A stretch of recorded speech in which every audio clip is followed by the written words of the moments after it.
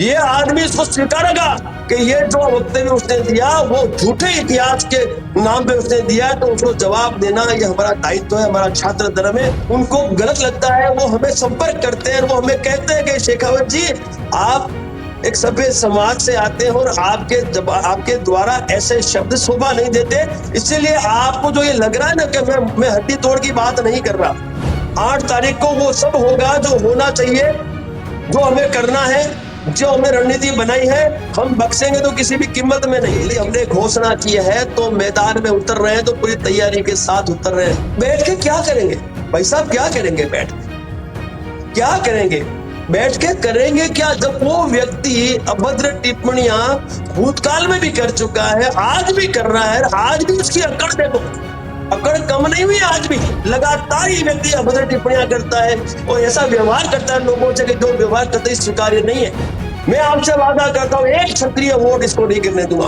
2000 vote से जितना, अगली बार यदि इसका सुपड़ा साफ नहीं कर दिया, हम लोगों ने सुपड़ा साफ नहीं कर दिया, तो मेरा नाम राज शेखावत नहीं साहब। गांव गांव जाएंगे हम लोग, घर घर जाएंगे, कुलदेवी की कसम दिलवा के इसका बहिष्कार करवाएंगे साहब। उसके घर जाने की जो बात हमने कही है, तो हम भी पूरी तैयारी से ही उतर रहे हैं भाई, आर पार के लिए उतर रहे हैं, किसी के बाप से डरते नहीं है। हमारा विरोध उस व्यक्ति विशेष से, और उस व्यक्ति विशेष को कोई भ्रम है तो उसका भ्रम भी हम तोड़ देंगे 8 तारीख को, ये ध्यान रखना। डरते तो घोषणा नहीं करते, इसको मुंह तोड़ जवाब नहीं दिया 8 तारीख तो मेरा नाम भी राज शेखावत नहीं साहब। हाल ही के दिनों में हनुमान बेनीवाल जो सांसद है, उनकी ओर से राजपूत समाज को लेकर के कैसे टिप्पणी की गई, जिसको लेकर के पूरे प्रदेश में राजनीति है वो फिर से गर्मा गई है।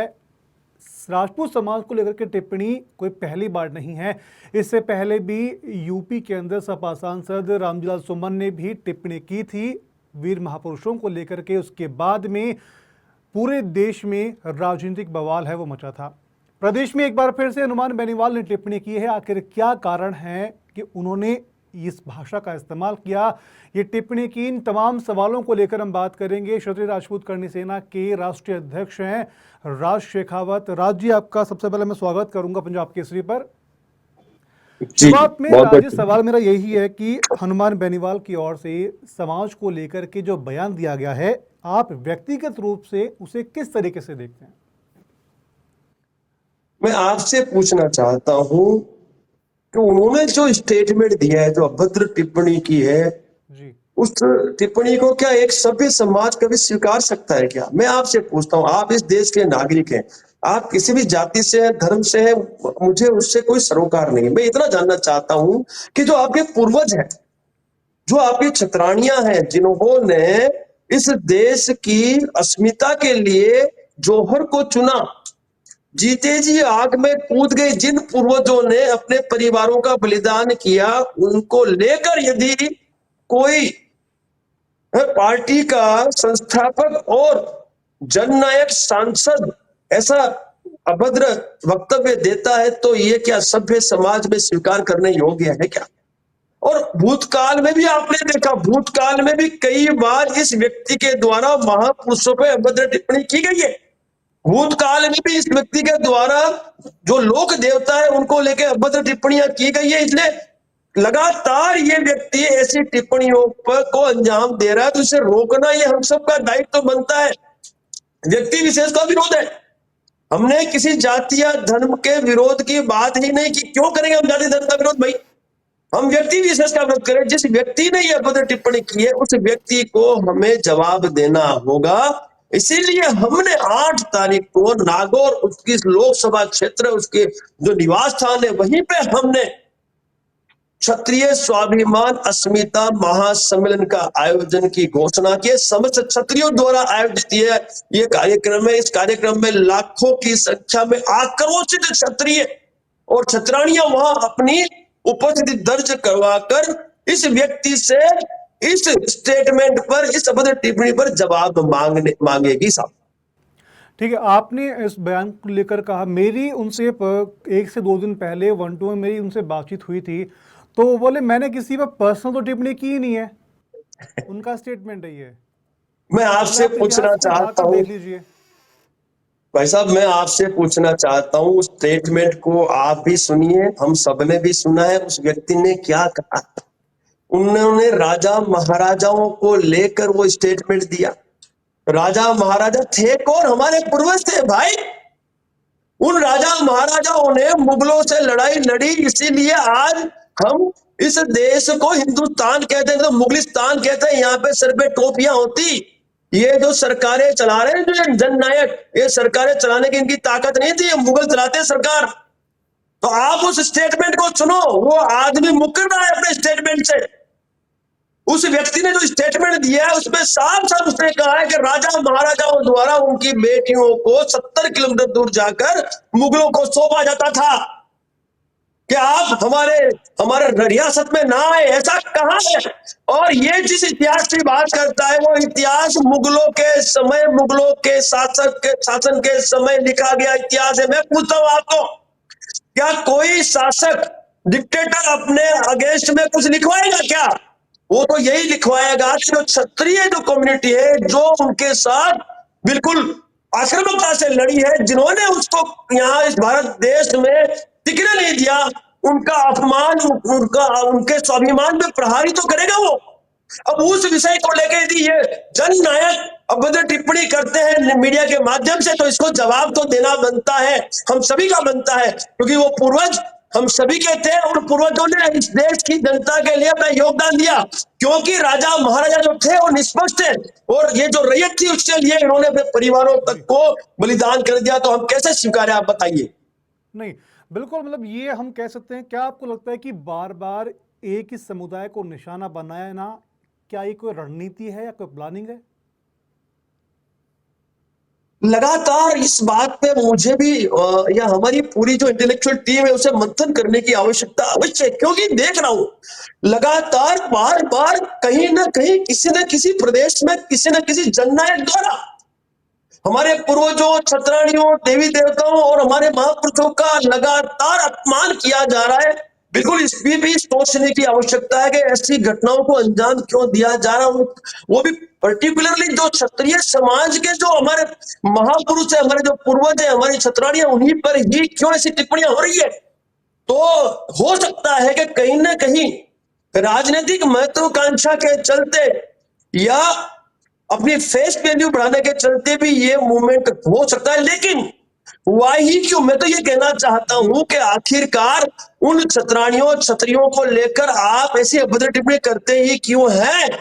आप करते हैं तो आपको तैयार भी रहना पड़ेगा मुंह तोड़ जवाब लेने के लिए। ठीक है, क्या आपको लगता है कि हनुमान बेनीवाल 23 बयान पर सार्वजनिक माफी की मांग आप कर रहे हैं?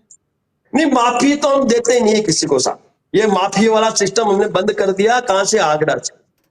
यदि कोई भी व्यक्ति विशेष अभद्र टिप्पणी करता है महापुरुषों पे, देवी देवताओं पे, पूर्वजों पर, हमारी छतरानियों पे, तो उसको हम इसी तर्ज पर जवाब देते रहेंगे जब तक हम इस देश में हैं, इस देश के नागरिक हैं। हम तक जब तक जीवित हैं तब तक हम अब ये जो अभद्र टिप्पणियां हैं वो बर्दाश्त नहीं करेंगे। और आपसे मैं फिर कहना चाहता हूं, माफी कोई हल नहीं है, विकल्प माफी नहीं है। भूतकाल में माफिया इतनी दे दी हम लोगों ने कि आज भी ये घटनाओं का पुनरावर्तन हो रहा है। लेकिन माफी विकल्प नहीं, विकल्प यह है कि इनको रोकने के लिए हम किसी भी हद तक जाएं। जैसे 8 तारीख को जो हमारा आयोजन है, 8 तारीख के आयोजन में लाखों की तादाद में आक्रोशित क्षत्रिय छतरानियां वहां पे इकट्ठा होगी और उसके निवास स्थान पर हम जाएंगे। हम लाखों की तादाद में उसके निवास स्थान पर जाएंगे और रूबरू पूछेंगे, अब बोल तू कौन से इतिहास की बात करता है? वो इतिहास जो मुगलों ने लिखा, जो मुगलों के शासनकाल में लिखा गया, उस इतिहास की बात करता है। तो हम भी तेरे को जवाब देने आए हैं कि इतिहास जो है वो इतिहास तू जो बता रहा है वो गलत है। सही इतिहास यह है कि इस देश के महापुरुषों ने, पूर्वजों ने इस देश की जनता के लिए अपने परिवारों का बलिदान दिया और इन छत्रों ने जोड़ करके अपनी अस्मिता की रक्षा की। तो अवश्य उस दिन हम आपको दिखाएंगे कि क्षत्रियों का आक्रोश क्या है और क्षत्रियों की एकता क्या है। ठीक है, पिछले कुछ दिनों को अगर मैं देखूं तो राजपूत समाज की ओर से या फिर करणी सेना की जो प्रतिक्रिया है वो थोड़ी संयमित है, वो रही है। इसको क्या संगठन की अपनी रणनीति माने या फिर रणनीति में थोड़ा बदलाव है वो किया गया है वो माने? नहीं, संयमित क्या है, देखिए मैं बताता हूं आपको। आज भी मैं आपसे कहता हूं जी। कि कहीं ना कहीं समय के अनुसार कुछ जो लहजा है जी। वो सीमित करना पड़ता है। जब वो लहजा ऐसा हो कि कहीं ना कहीं उस लहजे से एक सभ्य समाज के जो बड़े बुजुर्ग हैं उनको जी। गलत लगता है, वो हमें संपर्क करते हैं और वो हमें कहते हैं कि शेखावत जी, आप एक सभ्य समाज से आते हैं और आपके द्वारा ऐसे शब्द शोभा नहीं देते, इसीलिए आपको जो ये लग रहा है ना कि मैं हड्डी तोड़ की बात नहीं कर रहा, जी। मैं हड्डी तोड़ जवाब देने की बात नहीं कर रहा, लेकिन 8 तारीख को वो सब होगा जो होना चाहिए, जो हमें करना है, जो हमें रणनीति बनाई है, हम बख्शेंगे तो किसी भी कीमत में नहीं। लेकिन ठीक है, हमारे पूर्वजों का अपमान हुआ है, हमारे छत्राणियों का अपमान हुआ, उसका जवाब देंगे। लेकिन हमारे जो बुजुर्ग हैं उन्होंने हमें ये कहा है कि हमें हमारी जो शब्द है वो संयमित शब्द रखने से हम उनका पालन कर रहे हैं। बाकी आवश्यकता पड़ी तो वही माहौल, वही हमारी बात करने का लहजा वो बना रहेगा। आपने बात करने के लहजे की बात की, यही सवाल मेरा हनुमान बेनीवाल से था। तो उनकी ओर से स्टेटमेंट आया कि अगर वहां से कुछ प्रतिक्रिया होती है तो वापस से प्रतिक्रिया लेने के लिए भी तैयार रहें। आप एक चीज बिल्कुल स्पष्टता से मैं बताना चाहता हूं आपको, आप समझने की कोशिश करिए। यदि हमने घोषणा की है तो मैदान में उतर रहे हैं, तो पूरी तैयारी के साथ उतर रहे हैं भाई साहब। जी। यदि हमने घोषणा की है 8 तारीख को महासम्मेलन की, वो भी उन्हीं के लोकसभा क्षेत्र में, और उसके घर जाने की जो बात हमने कही है, तो हम भी पूरी तैयारी से ही उतर रहे हैं भाई, आर पार के लिए उतर रहे हैं। किसी के बाप से डरते नहीं है। हमारा विरोध उस व्यक्ति विशेष से, और उस व्यक्ति विशेष को कोई भ्रम है तो उसका भ्रम भी हम तोड़ देंगे 8 तारीख को, ये ध्यान रखना। यदि वो तैयार है तो तैयारी रखे, हम हमारी तैयारी के साथ सम्मेलन का आयोजन कर रहे हैं, इसलिए हमें फर्क नहीं पड़ता। किसी के बाप से डरते नहीं हम, डरते तो घोषणा नहीं करते। आप समझिए, डरते ना भाई साहब तो घोषणा नहीं करते। और मैं फिर कह रहा हूं अभद्र टिप्पणी की है हमारी छत्राणी पर, महापुरुषों पर, हमारे पूर्वजों पे और देवी देवताओं पे, इसको मुंह तोड़ जवाब नहीं दिया 8 तारीख तो मेरा नाम भी राज शेखावत नहीं साहब। मुंह तोड़ जवाब देंगे और बिल्कुल आक्रामकता से जवाब देंगे। ये आदमी इसको स्वीकारेगा कि ये जो वक्तव्य उसने दिया वो झूठे इतिहास के नाम पे उसने दिया, तो उसको जवाब देना ये हमारा दायित्व है, हमारा छात्र धर्म है, उसीलिए मैदान में उतरे भाई साहब। ठीक है, मैं ये समझूं अगर उससे पहले ऐसा कोई मौका पड़ जाए या कि सार्वजनिक मंच पर संवाद के लिए आमने सामने बैठने को अगर मौका मिले तो तैयार होंगे आप? नहीं, बैठ के क्या करेंगे भाई साहब, क्या करेंगे बैठ के, क्या करेंगे बैठ के, करेंगे क्या जब वो व्यक्ति अभद्र टिप्पणियां भूतकाल में भी कर चुका है, आज भी कर रहा है, आज भी उसकी अकड़ देखो, अकड़ कम नहीं हुई आज भी। जी। ठीक है, और जब अकड़ कम नहीं हुई है और उसको इस चीज की जानी नहीं है, तो उस व्यक्ति के साथ बैठने की हमें कोई आवश्यकता नहीं है। उस व्यक्ति ने स्टेटमेंट दिया है तो उस व्यक्ति के इस स्टेटमेंट को, इस अभद्र टिप्पणी का जवाब देने के लिए हम हर मोर्चे पे काम कर रहे हैं, प्रत्येक मोर्चे पे हम जी। काम कर रहे हैं। हमारी जो लीगल टीम है, लीगल टीम भी अपना काम कर रही है।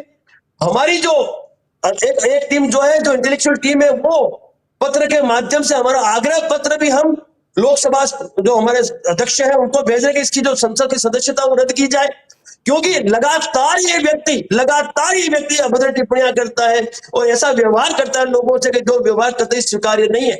एक सभ्य समाज के लिए, एक सभ्य जाति के लिए, एक सभ्य धर्म के लिए, एक सभ्य देश के लिए कतई स्वीकार्य नहीं है। वो भी जननायक होने के बावजूद इस तरह से वो घटनाओं का अंजाम देता है। मैं आपसे वादा करता हूं साहब, जी। मैं आपसे वादा करता हूं, एक क्षत्रिय वोट इसको नहीं गिरने दूंगा मैं।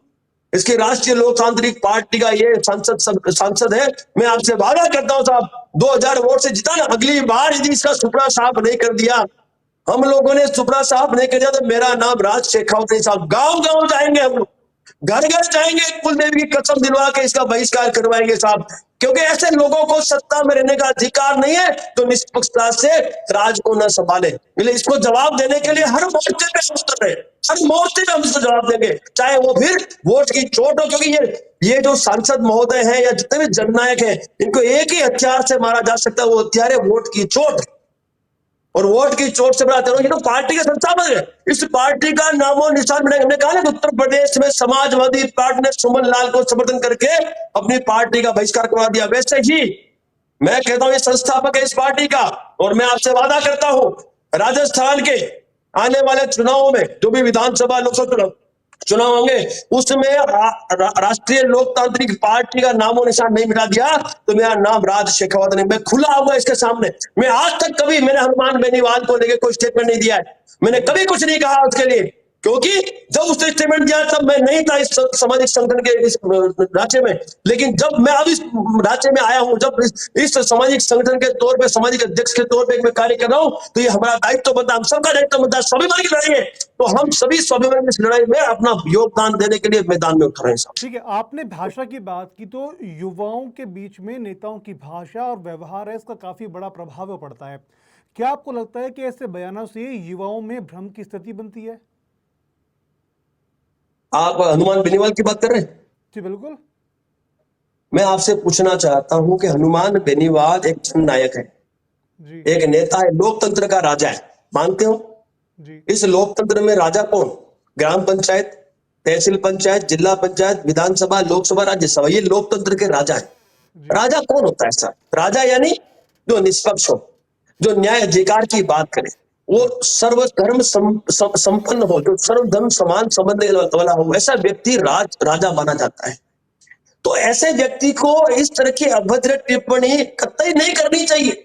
उसके लिए तो सब एक समान है, चाहे जाट हो, चाहे राजपूत हो, चाहे ब्राह्मण हो, सब एक समान है, तभी तो वो राजा बना है।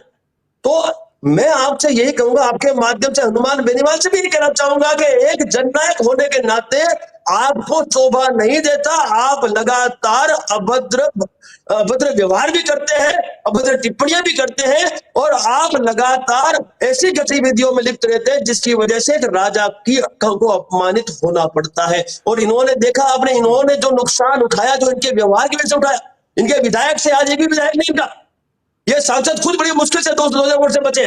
तो ये जो इनके कर्मों के फल इनको जनता दे रही है। और मैंने कहा ना, इन्होंने हमारे पूर्वजों पर, क्षत्रियों पे अभद्र टिप्पणी की है। मैं आपसे वादा करता हूं, कुलदेवी की कसम खाता हूं, यदि इस व्यक्ति का नामो निशान, इसकी पार्टी का नामो निशान नहीं मिला जाए राजस्थान से, तो मेरा नाम भी राज शेखावत नहीं, हम भी करनी वाले नहीं साहब।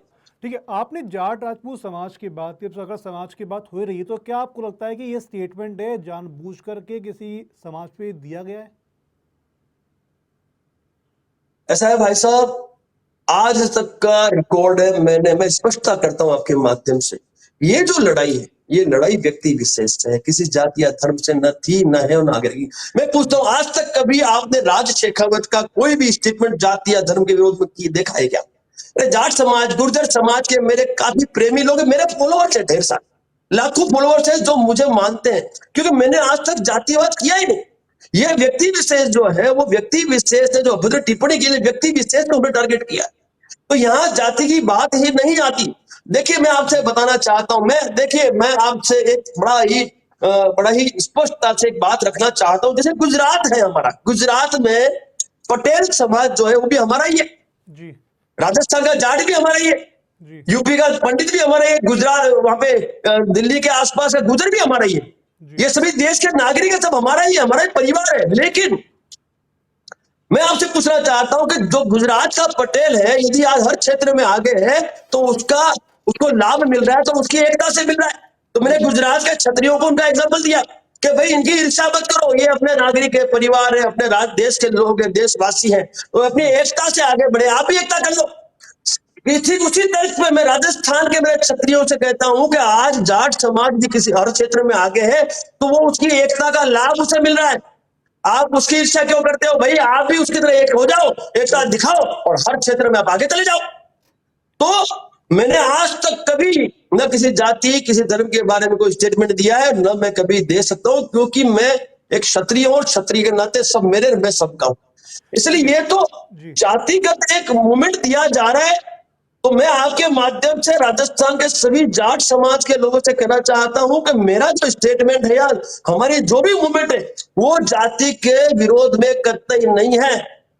हम जो स्टेटमेंट दे रहे हैं, जो हमारा मूवमेंट है, वो इस व्यक्ति विशेष के विरोध में, जो व्यक्ति विशेष अभद्र टिप्पणी पहले भी कर चुका है हमारे देवी देवताओं पे, हमारे धार्मिक ग्रंथों पे, हमारे जो ये पूर्वज है हमारी छतरानियों पे, तो इस व्यक्ति को जवाब देने के लिए हम लोग इस लोकतंत्र की सबसे बड़ी जो शक्ति है वो है संगठन, एकता, शक्ति प्रदर्शन। उसके माध्यम से हम भविष्य में इन घटनाओं का पुनरावर्तन रोकने के लिए इस व्यक्ति का विरोध कर रहे हैं, ठीक है, न आपने कि लोकतंत्र की किसी बात जाति की, का। तो मैं ये जानना चाहूंगा कि संसद में क्या ऐसे नेताओं को लेकर के कोई गाइडलाइंस बननी चाहिए जिससे कि नेता ऐसे बयान देने से बचें, या उनको डर रहेगी अगर वो इस तरह के बयान देते हैं तो उन पर कार्रवाई हो सकती है? सर बहुत बड़ी बात कही, और संसद में ये प्रावधान है, मैंने स्टडी किया है, संसद में ये प्रावधान है। और इस प्रावधान के तहत जो हमारे जो लोकसभा अध्यक्ष हैं वो समिति का गठन करके ऐसे सांसदों को निष्कासित करने का अधिकार रखते हैं। तो इसलिए हमने उस मोर्चे में भी हमारी गतिविधि शुरू की है। हमने जितने भी क्षत्रिय संगठन है भारतवर्ष के, उन सभी क्षत्रिय संगठनों से हमने आग्रह किया है कि आप अपने लेटर हेड पर लोकसभा अध्यक्ष श्री को आप अनुरोध पत्र भेजें कि ये व्यक्ति ने इस तरह से अभद्र टिप्पणी की है, और ये व्यक्ति सालों से अभद्र टिप्पणियां करता है, इसकी लोकसभा की इसकी जो संसद की जो सदस्यता है वो सदस्यता रद्द की जाए। उस क्षेत्र में भी हम बिल्कुल काम कर रहे हैं, और हमें पूरा विश्वास है कि इस व्यक्ति पर संसद जो हमारे जो लोकसभा के सांसद जो हमारे अध्यक्ष महोदय हैं वो अवश्य कड़क कानूनी कार्रवाई, कड़क अनुशासन कार्रवाई अवश्य करेंगे। लेकिन हमने ये भी लिखा है कि लगातार बार बार जननायकों द्वारा इस तरह की अभद्र टिप्पणी कई सारे प्रदेशों में हो रही है। अब उस टिप्पणी को रोकने के लिए हम कब तक लड़ते रहेंगे, रोडों पे आते रहेंगे? हमने ये आग्रह किया है केंद्र सरकार से, लोकसभा हमारे अध्यक्ष से, कि साहब ऐसे कोई कानून का प्रावधान हो, कड़क कानून बनाया जाए और उस कानून का अमलीकरण शीघ्र अतिशीघ्र किया जाए, ताकि इन जननायकों को ऐसी अभद्र टिप्पणी करने से हम संवैधानिक रोक सके। हम उस क्षेत्र में भी काम कर रहे हैं, हम प्रत्येक क्षेत्र में काम कर रहे हैं, और हम ये भी केंद्र सरकार से आग्रह कर रहे हैं कि जो मुगलों के समय में इतिहास लिखा गया, मुगलों के शासन काल में जो इतिहास लिखा गया, जो तोड़ मरोड़ के लिखा गया, जो तोड़ मरोड़ के प्रस्तुत किया, उस इतिहास का भी नाश हो, इन पुस्तकों का नाश हो, इन पुस्तकों पे बैन लगे, क्योंकि कहीं ना कहीं इन पुस्तकों की वजह से ये लोग भ्रमित हो रहे हैं, और ये लोग भ्रमित होके इसका लाभ उठा के अपना राजनीतिक हेतु सिद्ध कर रहे हैं। तो ये सारे क्षेत्र में हमारे जो हमारी टीम है वो कार्य कर रही है, और मैं आपको विश्वास दिलाता हूं बहुत जल्द 2-4-6 महीने में इस पर बहुत ही अच्छा निर्णय केंद्र सरकार से हम वांछित है साहब। ठीक है, क्या आप मानते हैं कि समाज की प्रतिष्ठा सिर्फ इतिहास से नहीं बल्कि वर्तमान में दिए गए जवाब है उनसे भी बनती है? मैं समझ नहीं पाया, क्या करें? मैं ये पूछना चाह रहा हूं कि क्या आप मानते हैं कि समाज की जो प्रतिष्ठा है सिर्फ इतिहास से नहीं वर्तमान में जो बयान दिए जाते हैं उनसे भी बनती है? बिल्कुल आपने सही कहा। इतिहास जो है वो अपनी जगह बहुत बड़ी अहमियत रखता है, लेकिन जो वर्तमान है, जो वर्तमान समय है, उस वर्तमान समय में यदि आप कैसी भूमिका सुनिश्चित कर रहे हो उस पर भी काफी चीजें तवज्जो रखती है।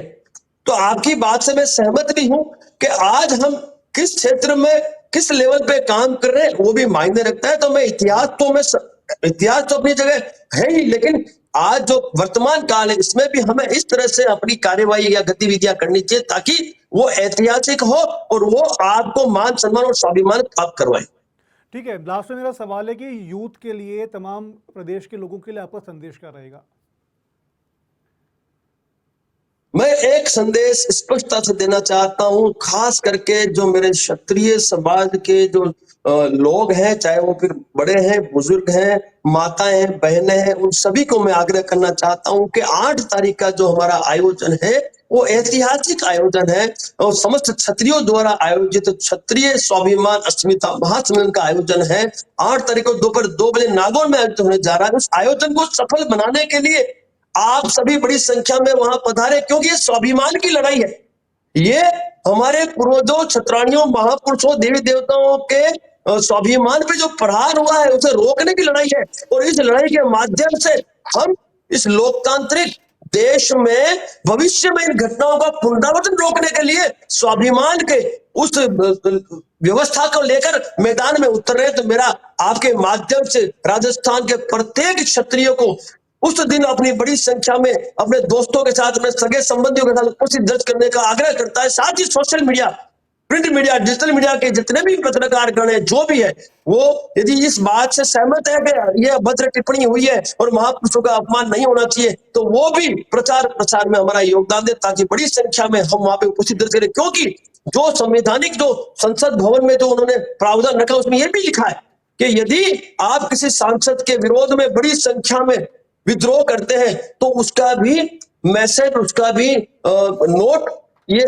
केंद्र सरकार करती है। तो मैं आपके माध्यम से आग्रह करूंगा सभी को कि बड़ी संख्या में आए और इस व्यक्ति को मुंह तोड़ जवाब देने में हमारा योगदान दें। चलिए राजीव, बहुत बहुत शुक्रिया आपका, अपने तमाम सवालों के जवाब दिए, आपने अपना कीमती समय निकाला। तो ये थे राज शेखावत जिनसे हमने बात की। जाना कि हनुमान बेनीवाल के दिए स्टेटमेंट के बाद में प्रदेश में जिस तरह का माहौल है, आगामी 8 तारीख को क्षत्रिय करणी सेना की ओर से बड़ा महाआंदोलन है वो किया जाएगा।